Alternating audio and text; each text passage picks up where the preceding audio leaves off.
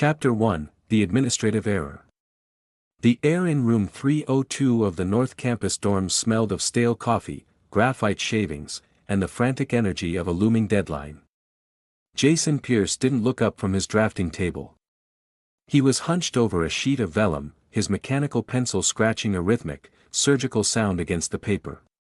His phone was propped up against a stack of textbooks, the voice of his best friend, Leo, crackling through the speaker. "I'm telling you, Jay, the guy has completely lost his edge," Leo's voice echoed. "Did you see the trailer for Neon Shadows? It's all CGI and shirtless brooding. Ian Von Hagen used to be an actor. Now he's just a brand." Jason sighed, his hand pausing over a delicate line of an archway. He looked up at the wall directly in front of him.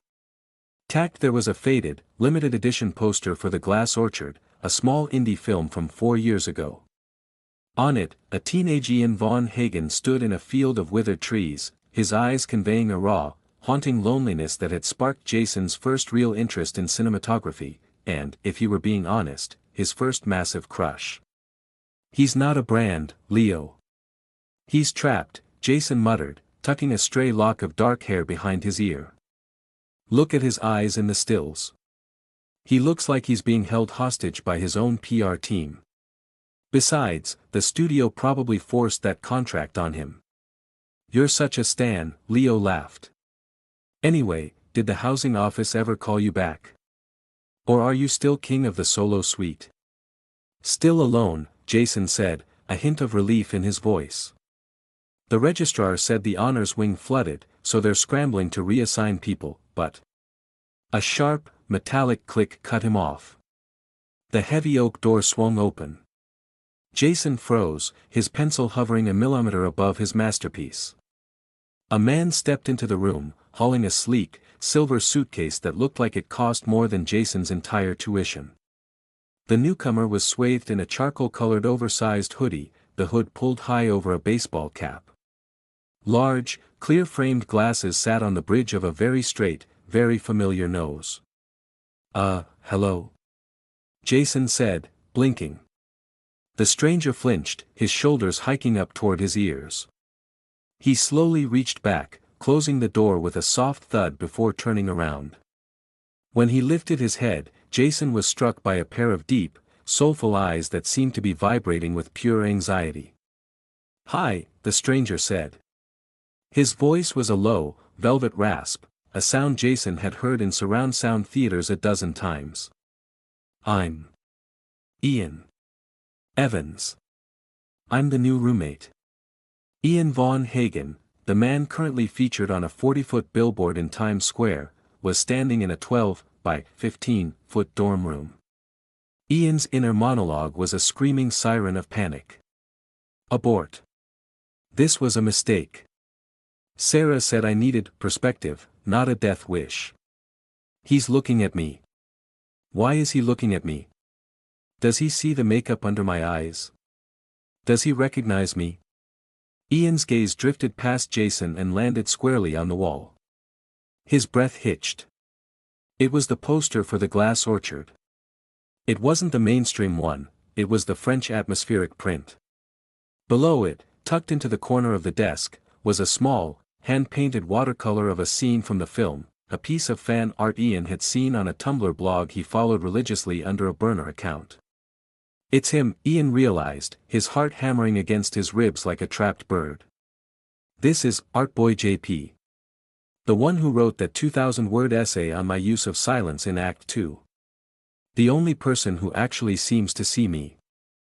Ian Evans, huh?" Jason stood up, wiping his lead-smudged hands on his jeans. He walked closer, his eyes squinting behind his own glasses. Ian took a subconscious step back, hitting the door. "Yeah. Transfer. From, out of state. I like to keep a low profile." "Light sensitivity," he added quickly, gesturing to his cap and glasses. Jason stopped a few feet away.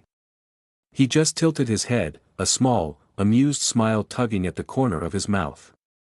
"Well, sorry for the loud conversation just now. My friend on the phone was just trashing a famous actor's new movie. Ian felt a flush creep up his neck. I heard. Neon shadows. It is, a bit much on the CGI. A bit much? It's a disaster, Jason laughed, turning back to his desk to hang up on a confused Leo. But hey, welcome to the dungeon. I'm Jason. That's your bed, the one with the mysterious stain on the mattress. I'd suggest a mattress topper. Ian stared at Jason's back. He was so normal. He was wearing a shirt with a coffee stain and socks with a hole in the toe. To the world, Ian was an icon, a golden boy, a product. But here, in the dim light of a college dorm, he was just a guy with a suitcase and a fake last name. Thanks, Jason, Ian said softly, that Evans, feeling like a lead weight in his mouth. He walked over to his side of the room, his movements stiff and rehearsed. As he set his suitcase down, he risked one more glance at Jason, who had already returned to his drafting. Ian's secret felt like a ticking clock in the small space. He loved this man's art, he had felt a kinship with his mind through a screen for over a year. Now, he had to live with him without letting the famous Ian ruin the first real Ian connection he'd ever had. Jason looked up suddenly, catching Ian staring. You okay? You look like you're waiting for someone to jump out of the closet and yell surprise. Ian forced a small, shaky smile. Just, first day jitters. Relax, Jason said, spinning his pencil. I'm a quiet roommate. Unless you hate indie film soundtracks and the smell of fixative spray, we'll get along just fine. Ian sat on the edge of the creaky bed, the springs groaning under him. I think, he whispered to himself, I can handle that. Chapter 2, The Mask of Normalcy. 2 weeks into their arrangement, the invisible border of room 302 had been firmly established. Jason's side was a chaotic sprawl of charcoal smudges, T-squares, and half-empty energy drinks. Ian's side was unervingly tidy, a monastic sanctuary of neutral-colored linens and a single, locked metal trunk at the foot of his bed. For Ian, living as Ian Evans was like playing the most demanding role of his career, a 24-hour improvised performance with no cut in sight. It was 6:15 a.m. The pale gray light of a Tuesday morning filtered through the grime-streaked window. Ian sat on the edge of his bed, his skin humming with the familiar anxiety of a morning call time that didn't exist. Habit was a cruel master. He reached into his locked trunk and pulled out a small, unlabeled bottle of $300 serum. He applied it with practiced, feather-light touches, his fingers dancing over his cheekbones. Don't neglect the jawline, he thought automatically. The HD cameras pick up every puffiness. He caught himself and froze, his reflection in the small desk mirror staring back with wide, startled eyes. There are no cameras here, you idiot. Just a roommate who sleeps in a shirt from a thrift store. He looked over at the other bed. Jason was a mound of blankets, one foot sticking out, twitching occasionally. Ian sighed, closing his eyes. He pulled a crumpled sheaf of papers from under his pillow, a script for a play he was considering, something far removed from the explosions and spandex of his recent filmography. He began to whisper the lines, his voice a low, melodic vibration. I didn't ask for the light, Ian murmured, his expression shifting effortlessly into one of weary resignation. I only asked to be allowed to stand in it. Is that so much to crave? To be seen without being consumed? Whoa, a groggy voice rasped. Ian nearly jumped out of his skin, shoving the papers behind his back. Jason was propped up on one elbow, his hair a magnificent disaster of sleep-mussed curls. He was squinting at Ian through the gloom. That was intense. You an acting major, Evans? You sounded like you were actually dying inside. Ian's heart hammered against his ribs. Oh. No. Just, a literature elective. We have to perform a monologue. I'm terrible at it. Jason sat up, rubbing his eyes. If that was terrible, I should probably drop out of my architecture presentation. You have this way of, I don't know, changing the air in the room. You looked different for a second there. Just the light, Ian said quickly, standing up and heading for his closet to hide his burning face. I'm going to grab coffee. Do you want? Black. 2 sugars. You're a saint, Jason groaned, flopping back onto his pillow. Later that evening, the domestic rhythm turned from cozy to precarious. Jason was out at the library, or so Ian thought. The room was quiet, save for the hum of the radiator. Ian stood before the glass orchard poster on Jason's wall. It was the only place in the room where he felt like he could look at himself without a mask. He reached out, his fingers hovering just an inch away from the image of his younger self. In that photo, he looked so hungry for the world. He remembered that day on set, the smell of the damp earth, the way the director had told him to think of someone he'd lost. I miss that guy, Ian whispered to the empty room. He knew who he was. You really have a thing for him, don't you? Ian spun around. Jason was standing in the doorway, a bag of takeout in his hand. He wasn't angry, just curious. Ian's stomach dropped. He had been caught staring at his own face like a narcissist. I was just looking at the composition. The lighting is very Rubens-esque. Jason set the food down and walked over, standing shoulder to shoulder with Ian. The scent of rain and cheap Thai food followed him. It's a great shot. But you always get this weird look when you're near this poster. Like you're mourning him. Ian swallowed hard. I just think he's overrated. The actor. Ian von Hagen. He's just a face, right? Probably spends more time in a makeup chair than a rehearsal room. He waited for Jason to agree. He expected a jab about the blockbuster movies or the tabloid scandals. Instead, Jason shook his head. Nah.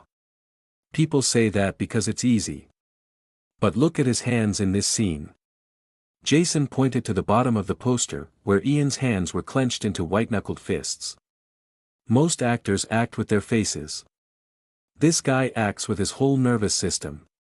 He's terrified in this movie, but he's trying so hard to be brave for the girl. That's not just a face. That's a soul. Ian felt a lump form in his throat. He had spent years being told he was a global icon or a sex symbol, but no one had ever talked about his nervous system. No one had seen the work.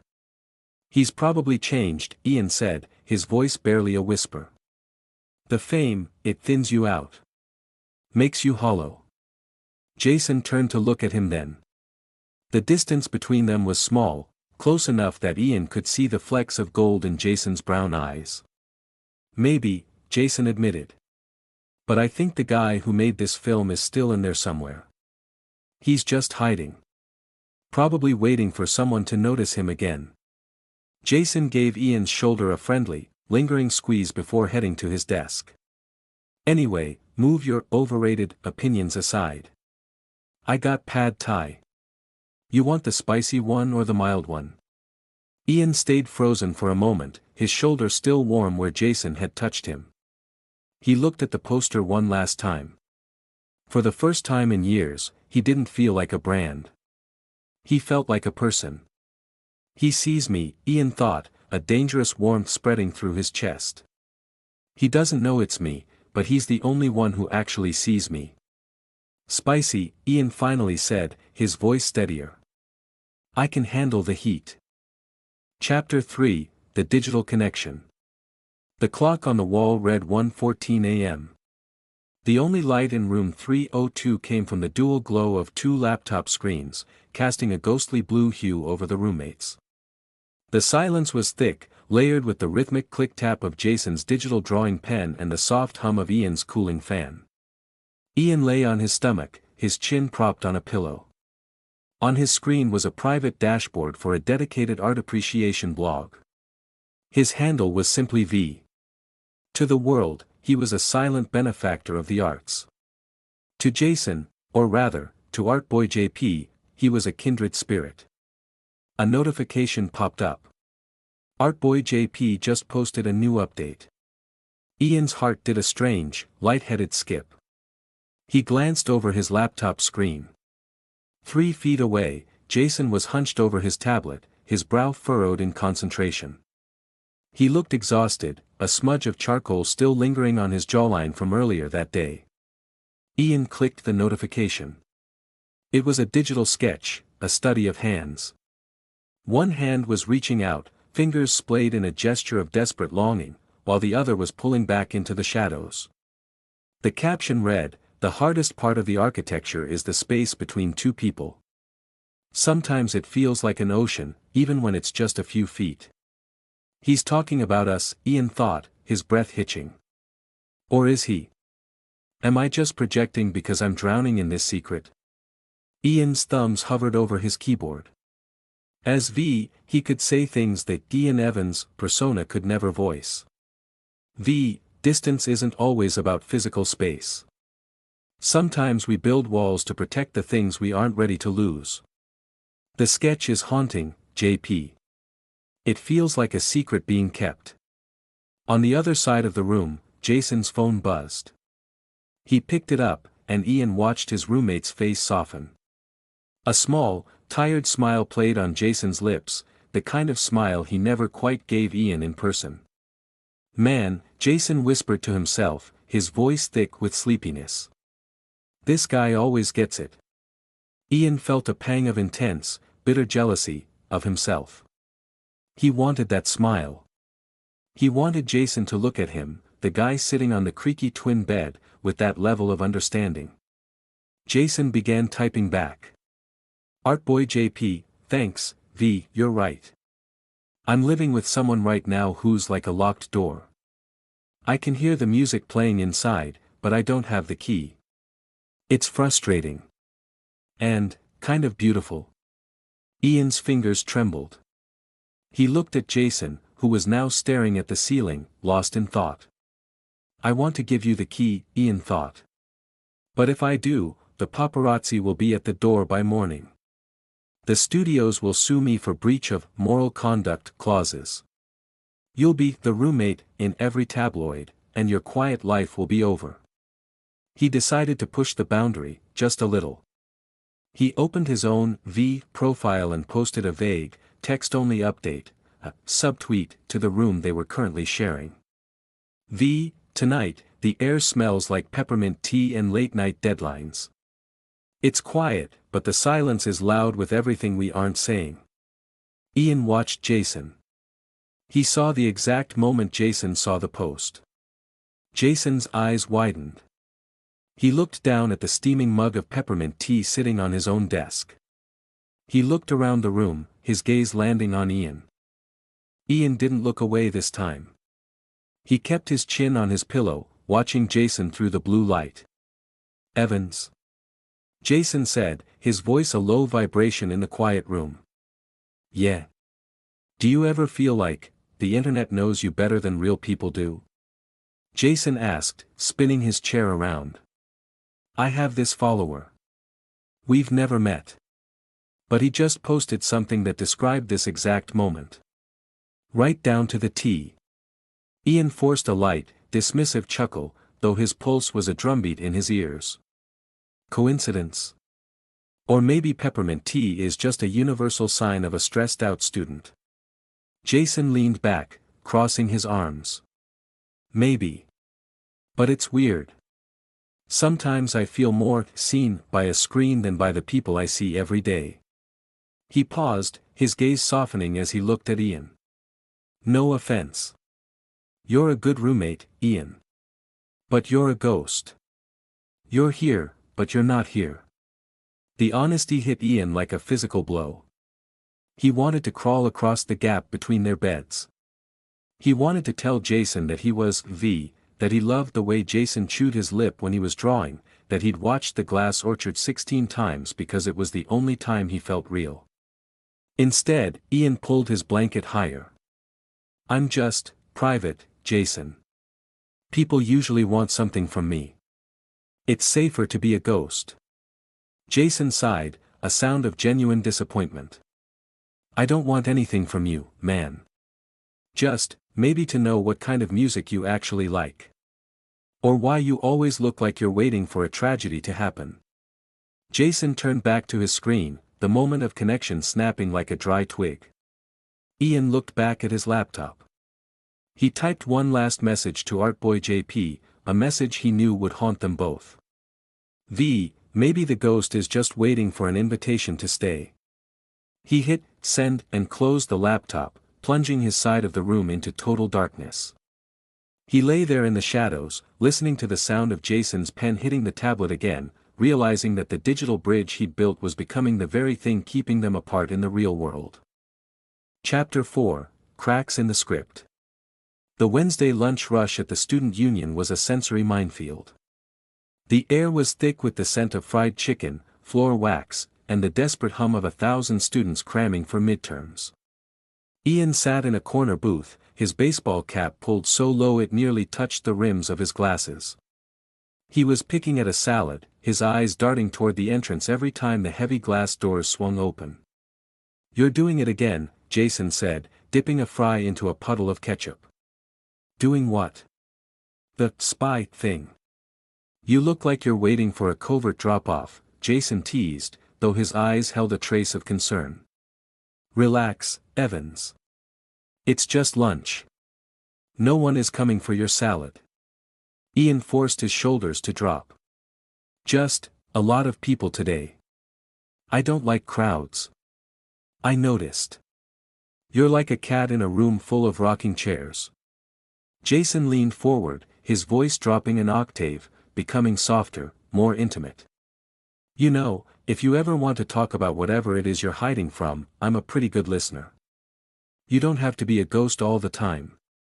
Ian looked at him, and for a fleeting second, he almost did it. He almost leaned across the table and said, "My name is Ian von Hagen, and I stayed here because you're the first person in 5 years who didn't want a piece of me." Then, the world shifted. It started with a gasp from 2 tables over.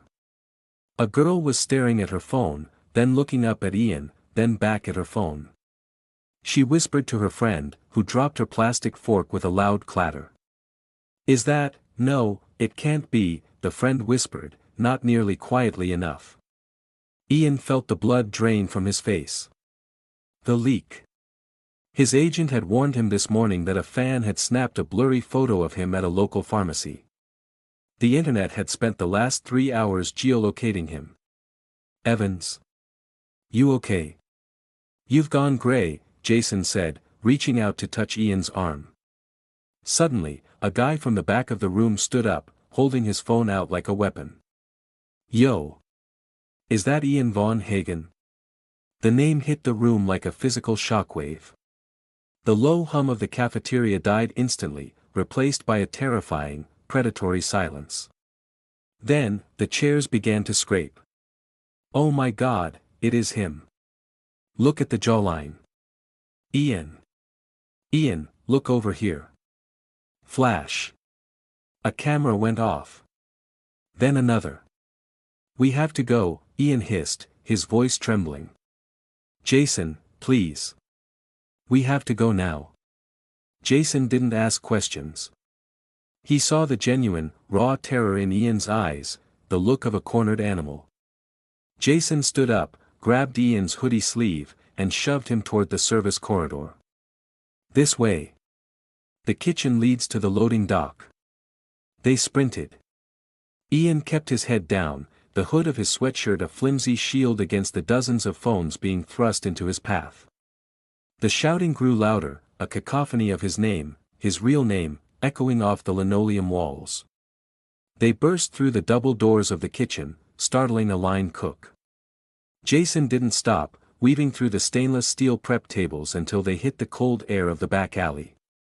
They ran through the winding campus paths, taking the long way, ducking behind hedges and through side doors until they reached the heavy oak door of room 302. Jason slammed the door and locked both the deadbolt and the chain. He stood there, chest heaving, staring at the door as if expecting it to burst open. Silence reclaimed the room, but it was a heavy, suffocating silence. Ian was slumped against his desk, his cap on the floor, his glasses hanging crookedly from one ear. His hands were shaking so violently he had to shove them into his pockets. "They saw," Ian whispered. "It's over." Jason turned around. He looked at Ian, really looked at him, in the harsh, unforgiving light of the dorm room. Without the cap, without the shadows of the cafeteria, the truth was undeniable. The man standing there was the man from the poster. The man from the movies. "Ian?" Jason asked, his voice barely audible. "Not Evans. Von Hagen." Ian looked up, his eyes glassy. He slowly reached up and took off the clear-framed glasses, laying them on the desk. He looked tired. He looked small. "I'm sorry," Ian said. I just wanted a place where I could just be a person. I didn't mean for them to find you. I didn't mean to drag you into the circus." Jason didn't move. His mind was a whirlwind of the last 2 weeks, the late-night tea, the shared silence, the way he'd vented to Evans about his love for Von Hagen's acting. "You lied to me," Jason said. It wasn't a shout, it was a realization that tasted like lead. "Every day. You sat 3 feet away from me and watched me talk about you like you were a stranger. I had to." Ian stepped forward, his voice pleading. "Jason, if I told you, everything would have changed. You would have looked at me the way they just did in the cafeteria, like I'm a prize or a freak. I wanted the way you looked at me when I was just your roommate." Jason looked at the Glass Orchard poster, then back to the man in front of him. The soul he had defended to Ian's face was right here. And it was hurting. "The girl in the cafeteria, she's already posted the video," Jason said, glancing at his buzzing phone. "The whole world knows you're in room 302. Ian let out a broken, jagged laugh. "Then I guess that domestic harmony is officially shattered." "Not necessarily," Jason said, his voice hardening with a sudden, protective resolve. He walked over to the window and pulled the heavy blackout curtains shut, plunging the room into a safe, artificial twilight. "But you're sleeping on the floor tonight. I'm too mad at you to let you have the bed." Ian looked at him, surprised by the flash of normalcy in Jason's tone. You're not kicking me out." Jason sighed, leaning against the door. "You're a liar and a world-class jerk for keeping this from me. But you also look like you're about to have a heart attack. Stay. We'll figure out the rest tomorrow." Ian sank onto the rug, the adrenaline finally leaving his system. He was exposed, his career was in chaos, and his secret was out, but as he looked at Jason, who was already picking up his drawing pen to distract himself from the madness outside, Ian realized the fragile piece hadn't shattered. It had just changed shape. Chapter 5, The Fragile Piece. The blackout curtains in room 302 were thick enough to block out the street lamps and the flashing cameras of the few paparazzi still lingering by the dorm gates, but they couldn't block out the suffocating weight of the truth. Inside, the room felt like a pressurized cabin. The air was stale, smelling of the lavender-scented sleep mask Ian usually hid in his trunk and the sharp, metallic tang of Jason's fountain pen ink. "I can go get more water. Or, do you need a specific brand?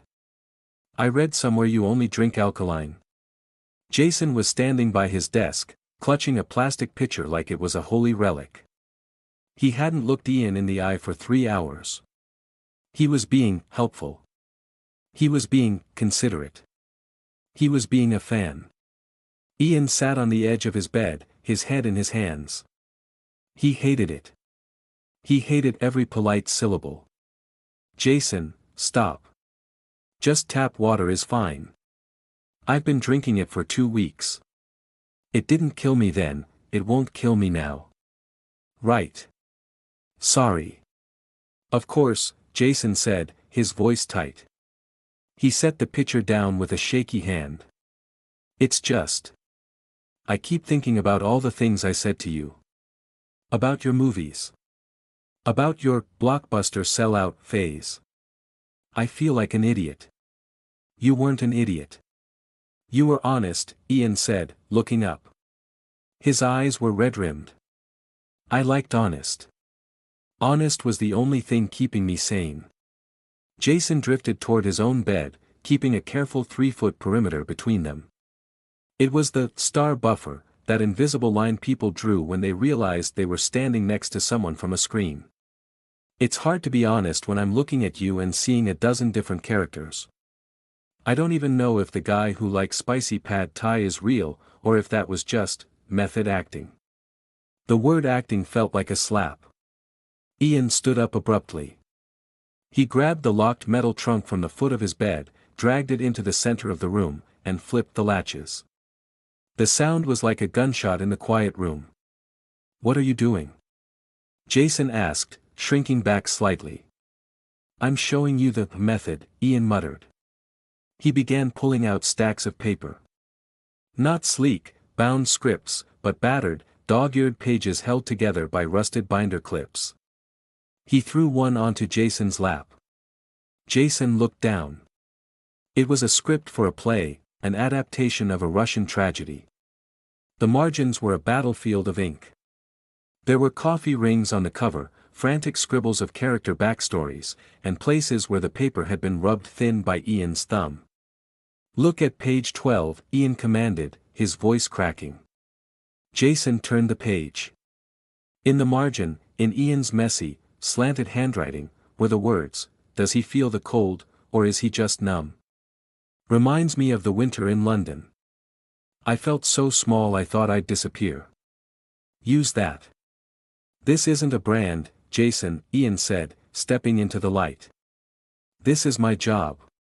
It's the only thing I've ever been good at, and most days, I feel like I'm failing at it. I'm not a statue. I'm just tired. I'm so incredibly tired of being the person everyone wants me to be. Jason's fingers traced the coffee stain on the script. The tension in his shoulders finally began to bleed away. He looked up, and for the first time since the cafeteria, he saw the man, not the icon. You use a lot of exclamation points in your notes, Jason remarked, a small, genuine spark of his old snark returning. It's a bit aggressive. Ian let out a breath he felt like he'd been holding for a decade. He sank onto the floor, sitting cross-legged on the rug between their beds. Jason hesitated, then slid off his bed to join him, sitting opposite him in the narrow canyon of space. The room grew quiet again, but the pressure had dropped. I was so jealous of you, Ian admitted, staring at the pattern in the rug. I'd watch you draw, and you'd get so lost in it. You didn't care if anyone saw it. You just made something because it needed to exist. I haven't felt that in years. Everything I do belongs to a studio, or a stylist, or a fan base. Jason leaned his head against the side of his mattress. I guess we both have our own versions of walls. I use my art to hide from the world, and you use the world's attention to hide yourself. Ian looked at him then. In the dim, filtered light, Jason looked exactly like the person Ian had fallen for through a digital screen, thoughtful, observant, and heartbreakingly kind. I didn't just stay because of the housing error, Ian whispered. The confession felt heavy on his tongue, a secret more dangerous than his identity. I knew who you were. I followed your art blog for a year. I stayed because I wanted to see if the person who drew those things was as incredible as I thought he'd be. Jason's breath hitched. You follow me? You've seen my work? Ian nodded. He almost told him then. He almost said, I'm the one who talks to you at 2 a.m. But he saw the way Jason's eyes searched his face, full of a new, fragile wonder. If he told him he was the last bit of normalcy would vanish.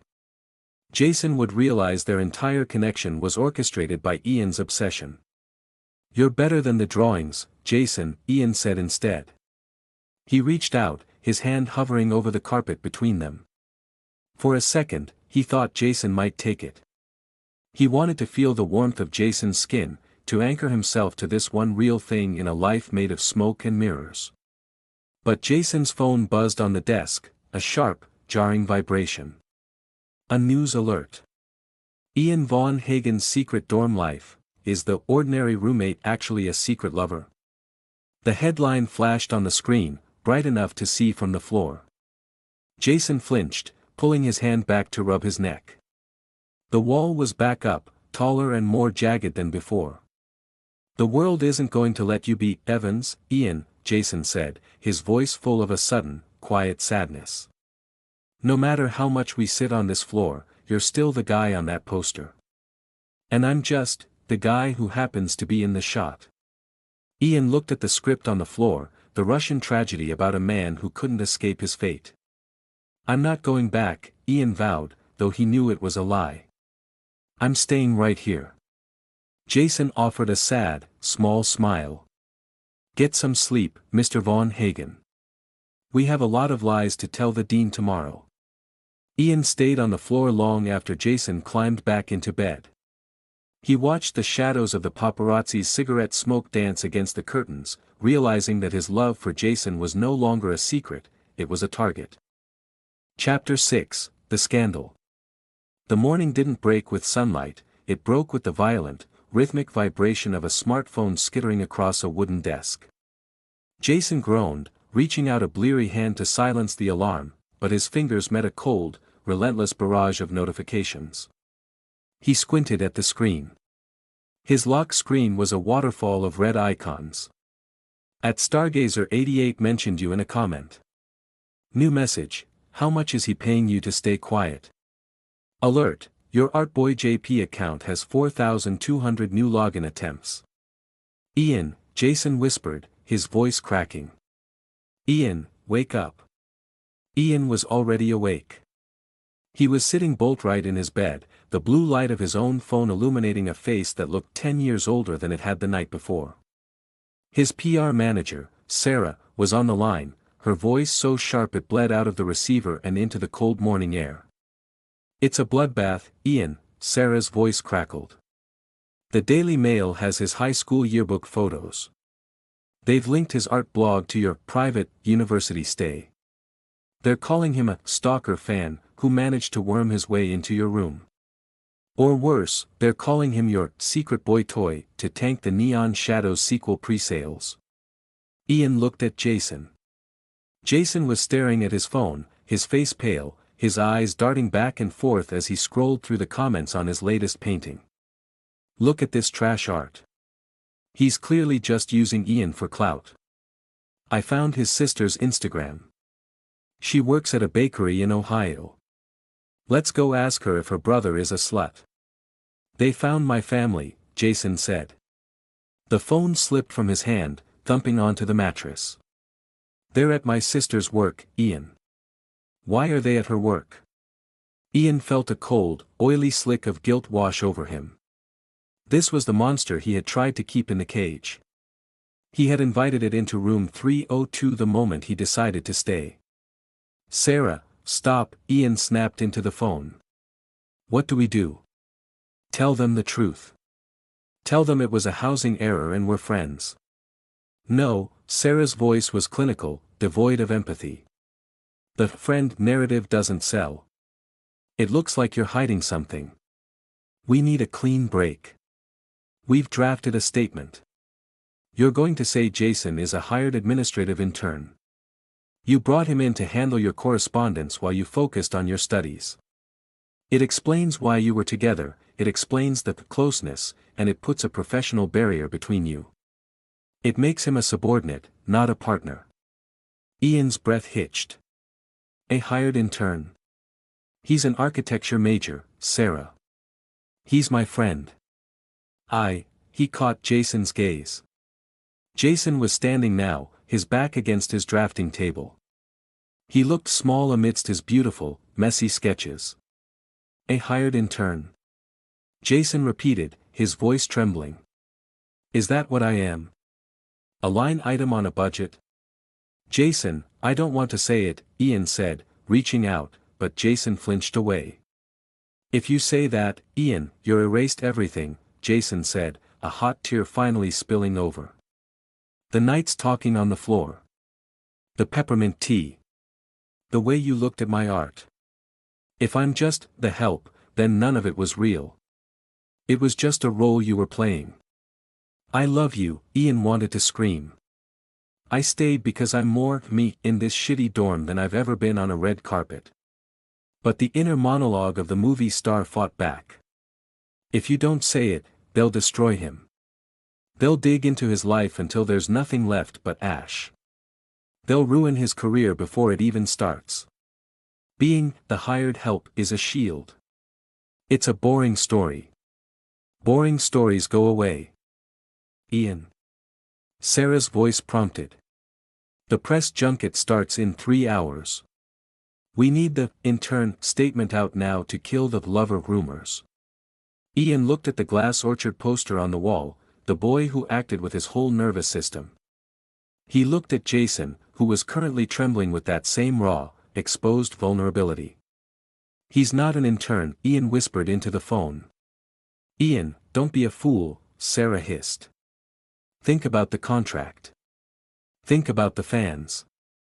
I am thinking about them, Ian said, his voice gaining a hard, jagged edge. He looked directly at Jason. I'm tired of the script, Sarah. I'm done with the nation's heartbreaker bullshit. Ian, if you go off script, I can't protect him, Sarah warned. The paps will descend on that dorm like vultures. They'll pick him apart. Jason stepped forward then, his hand shaking as he reached out and took Ian's phone.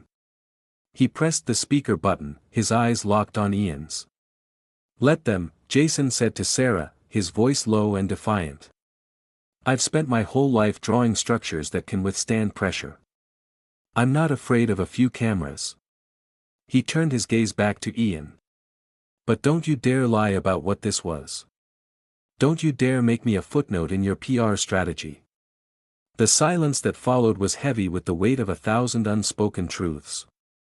Outside, the muffled sound of a camera shutter clicked repeatedly against the window, a reminder that the world was waiting for a performance. Ian took the phone back and ended the call without another word. He dropped the device onto the rug. They're going to hate us, Ian said, his voice barely a breath. The studio, the fans, the press. It's going to be ugly, Jason. It's going to be the worst role I've ever played. Jason walked across the small gap between their beds, the space that used to feel like an ocean, and finally, he took Ian's hand. His skin was warm, real, and steady. Then let's stop acting, Jason said. And start living. Ian squeezed his hand back, the nation's heartbreaker, finally feeling his own heartbeat for the first time in years. They stood there in the center of room 302, two accidental roommates waiting for the storm to break the door down, knowing that for the first time, they weren't facing it alone. Chapter 7, Going Off Script. The grand ballroom of the Ritz-Carlton felt like a gilded cage. The air was a suffocating blend of expensive floral arrangements, ozone from high-powered stage lights, and the metallic tang of nervous sweat. Backstage, Ian sat in a velvet chair while a stylist fussed with his hair. He looked in the mirror and didn't recognize the man staring back. The nation's heartbreaker was present, jawline contoured to lethal perfection, eyes brightened by drops, hair artfully tousled. But behind the contacts, Ian felt hollow. Sarah stood over him, tapping a rhythm on her tablet. The statement is loaded on the teleprompter for the opening remarks. You read it, you smile, you pivot to the movie. Jason Pierce is a valued member of my administrative team. That's it. No follow-ups. Ian looked at the printed copy of the speech on his lap. It was a masterpiece of corporate erasure. It turned Jason, the man who loved peppermint tea and drew with a frantic, beautiful soul, into a ghost in a suit. I can't do it, Ian thought. If I say these words, I'm killing the only real thing I've ever had. Ian. You're on in 30 seconds, the stage manager whispered into a headset. Ian stood up. His legs felt like lead. He reached into his pocket and felt a small, crumpled piece of paper, a sketch Jason had tucked into his palm before he left the dorm. It was a simple line drawing of two people sitting on a floor, silhouettes against a window. Back in room 302, the silence was deafening. Jason sat on the edge of his bed, his laptop open on his knees. The live stream of the Neon Shadows press junket was buffering, the spinning circle a taunt to his frayed nerves. Finally, the image flickered to life. The roar of the cameras sounded like a waterfall through the small speakers. Ian walked onto the stage, looking every bit the untouchable god the world expected him to be. Jason gripped the edges of his laptop. "Don't do it, Ian," he whispered. "Don't lie for me." The flashes were a physical assault. Ian shielded his eyes for a moment before sitting behind the long table. The moderator began with a softball question about the film's stunts, but the air in the room was electric with the question everyone was actually there to ask. 10 minutes in, a reporter from a major tabloid stood up. "Ian, there are photos of you with a student named Jason Pierce. Your team says he's an intern, but the internet is calling him your secret lover. Which is it? Is he on the payroll, or is he in your bed?" The room went deathly quiet. Sarah, standing in the wings, made a frantic "wrap it up" motion. The teleprompter began to glow with the pre-approved lie, "Jason is a dedicated assistant who." Ian looked at the prompter. Then, he looked directly into the lens of the center camera, the one he knew was feeding the live stream. "He's not an intern," Ian said. His voice was low, but it carried to the back of the room without a microphone. A collective gasp rippled through the press corps. "In fact," Ian continued, leaning forward, "I'm the one who's been following him. For a year, I've been an anonymous fan of an artist named Artboy JP. I've watched him create worlds from nothing while I was stuck playing parts in someone else's." In the wings, Sarah put her head in her hands. "Jason Pierce didn't worm his way into my life," Ian's voice grew steadier, more defiant. "I hid from him. I lied to him because I was terrified that if he saw the famous Ian, he'd stop looking at the real one. He's the first person in years who treated me like a human being instead of a brand." Ian stood up, ignoring the chaos of reporters shouting and jumping to their feet. "He isn't a scandal. He's the only part of my life that makes sense right now. And if that's a problem for the studio, or for the nation's Heartbreaker image, then I guess I'm finished with the role." He turned and walked off the stage. He didn't wait for Sarah. He didn't wait for his car. He pushed through the fire exit, the cold city air hitting his face like a benediction. The door to room 302 didn't just open, it was thrown wide. Jason was standing in the middle of the room, the laptop still open on his bed. His eyes were wide, wet with tears he hadn't realized were falling. Ian stood in the doorway, his expensive suit jacket discarded somewhere in the hallway, his tie pulled loose. He was breathing hard, his hair ruined by the wind. He looked messy. He looked terrified. He looked real. "You're V," Jason whispered. The realization was a physical weight. The comments, the peppermint tea. The ghost waiting for an invitation to stay. "It was you the whole time." Ian took a tentative step into the room. "I'm sorry. I was a coward. I used a screen because I didn't think I was enough for you in person." Jason didn't answer with words. He closed the distance in 2 strides, grabbing the lapels of Ian's shirt and pulling him down. The kiss was desperate and clumsy, tasting of salt and the adrenaline of a world ending, and a new one beginning. Ian pulled back just an inch, his forehead resting against Jason's. "My career is probably over by morning," he whispered into the space between them. Jason ran a charcoal-stained thumb over Ian's cheekbone, erasing the last of the stage makeup. "Good," Jason smiled through his tears. "I like this version of you better anyway." Outside, the first of the news vans began to pull up to the campus gates, but inside room 302, the curtains were closed, the peppermint tea was brewing, and the script had finally been thrown away. Chapter 8, The Premiere of Us. 6 months later, the air in the intentional apartment, a sun-drenched loft with tall windows and exposed brick, smelled of linseed oil, freshly ground espresso, and the lingering scent of Jason's favorite cedarwood cologne. There were no silver suitcases packed for a quick escape. There were no fake last names. Ian stood in front of a floor-to-ceiling window, watching the city wake up. He was wearing a simple white t-shirt and gray sweatpants. His hair wasn't styled, it was just a mess of blonde waves that Jason had spent most of the morning running his fingers through. He looked at his phone. There were no frantic messages from Sarah, they'd parted ways months ago. Instead, there was a single notification from a small indie director about a script reading next week. It was a far cry from the multi-million-dollar contracts of Neon Shadows, but as Ian felt the cool glass of his coffee mug, he realized his hands weren't shaking. "You're brooding again," Jason's voice drifted from the kitchen.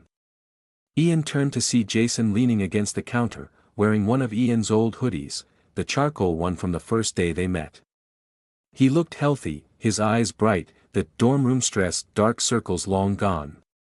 "I'm not brooding," Ian smiled, walking over to wrap his arms around Jason's waist. "I'm observing. It's an actor thing." "It's a you thing," Jason countered, leaning back into Ian's chest. "Are you ready for tonight? You know the press will be there." "Small press, but still, press." "I'm not the one they're coming to see," Ian whispered into the crook of Jason's neck. "Tonight belongs to Art Boy JP. The Lumina Gallery was a small, intimate space in a quiet corner of the arts district. There was no red carpet, no velvet ropes, and no screaming fans. Just a soft hum of jazz and the clinking of wine glasses. On the walls were the fruits of Jason's labor. It wasn't just architecture anymore. The collection was titled The Roommates, and it featured a series of mixed media pieces that captured the quiet, agonizing, and beautiful evolution of Room 302. Ian moved through the crowd, wearing a simple navy suit and his clear-framed glasses. People recognized him, of course. There were whispers, and a few people stopped to ask for a photo, which he gave with a genuine, easy smile. But for the first time in his adult life, he wasn't the center of the gravity. He was a moon orbiting Jason's sun. He stopped in front of the centerpiece of the exhibit. It was a large canvas. At first glance, it looked like a mess of dark shadows and blue light. But as Ian looked closer, he saw the details: the edge of a drafting table, a half-empty mug of peppermint tea, and two silhouettes sitting on a rug, their hands almost touching. The title on the small brass plaque read, V. "I almost didn't include this one," Jason said, appearing at his side.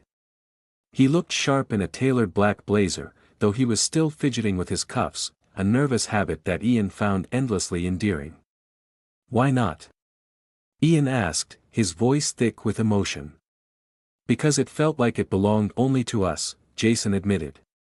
"But then I realized, the whole point of our story is that the walls had to come down. For everyone to see." Ian looked around the room. He saw a few reporters from art journals, a couple of his old acting friends who had stayed loyal, and plenty of strangers who were genuinely moved by the work. "You did it, Jay," Ian said, his hand finding Jason's in the crowd. He didn't care who saw. He didn't care about the nation's Heartbreaker image. He was just a man in love with an artist. "We did it," Jason corrected. A young woman approached them, looking nervous. "Excuse me. Mr. Von Hagen?" "I mean, Ian." Ian turned to her. "Just Ian is fine. I just wanted to say, seeing you here, like this, it made me realize that the characters you play aren't nearly as interesting as the person you actually are. And Jason," she turned to him, her eyes shining, "this painting changed how I think about my own home. Thank you." As she walked away, Ian felt a profound sense of peace settle over him. The nation's Heartbreaker was dead. The ordinary roommate was a memory.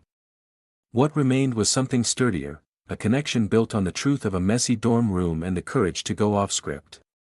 The gala ended late. As they walked back to their apartment, the city lights reflecting in the puddles on the sidewalk, Ian felt the cool night air and the steady weight of Jason's shoulder against his. "So," Jason said as they reached their door. "Now that the premiere is over, what's the next project?" Ian pulled Jason into the entryway, the shadows of the hallway wrapping around them like a familiar blanket. He didn't think about scripts or sequels. He didn't think about the public eye. "I think," Ian whispered, pressing his lips to Jason's forehead, "I'd like to work on the sequel to Us.